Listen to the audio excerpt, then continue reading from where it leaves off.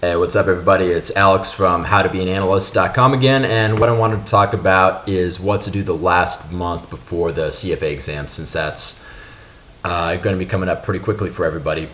At this point, you should be done with going through all the material. At this point, it should be review only. You shouldn't be going over any new material at this point, and if you are, you probably need to burn through some paid time off days to get that studying in.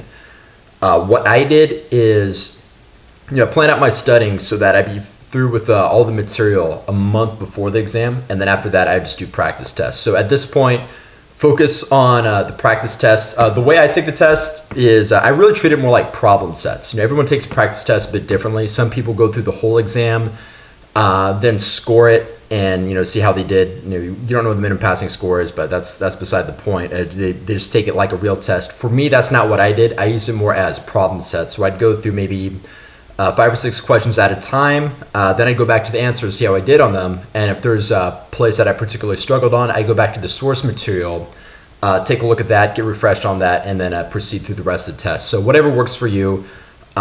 This video is really meant to be short because you've taken lots of tests before, especially if you've taken level 1 or level 2 before. This isn't your first rodeo. You've taken lots of tests in college. The main thing is just don't really overthink it. It's a lot of material, but realize lots of people have passed it before.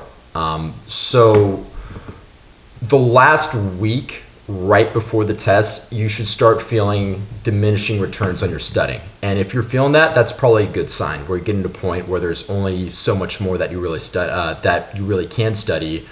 You're kind of going to the same thing at that point. That's usually a good feeling. What I did and what I recommend a lot of other people do is I took the whole week off before the test, because one, that gives you more time to do review. You're not distracted by your day job, because in finance, most of us are not working 40-hour week. Most of us are working substantially more than that. So having a full time off so you can focus on the test is good. And I'd say more importantly than that, it lets you go into the test relaxed. And that's really important because you have a lot on your mind with your work, maybe whatever's going on with your social circle or family, whatever that might be, and also the test itself. So you want to be able to go in with that full focus on the test. Last point that I want to make real quick is on test anxiety.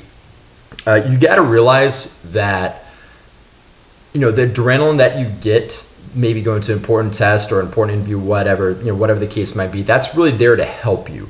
You can't suppress it. If you try to suppress it, it's not going to work. Like there's a saying that which resists persists. You got to realize that the adrenaline's there because your brain realizes that this is an important situation that you need to do well in. So it's trying to give you a bit of an adrenaline jolt so you can be extra focused. So use that anxiety if you have it to your advantage. What it means is you're going to be thinking faster. You're going to be able to be smoother on your reactions. So use that to your advantage. Don't try to suppress it. The day before the test, the Friday right before the test, I don't recommend doing any studying at all. Maybe do like 10 review questions tops if you really feel like you need to. But what I'd seriously recommend the Friday before the test is, well, one, take the day off. I recommend you take the whole week off, but I'd say at least take the Friday off. Go and relax. Maybe go to the gym, watch a movie or something like that. At this point, you really either know it or you don't. I wouldn't put more time in studying at this point. So good luck to everybody. You have about a month to go, and hopefully you all do well.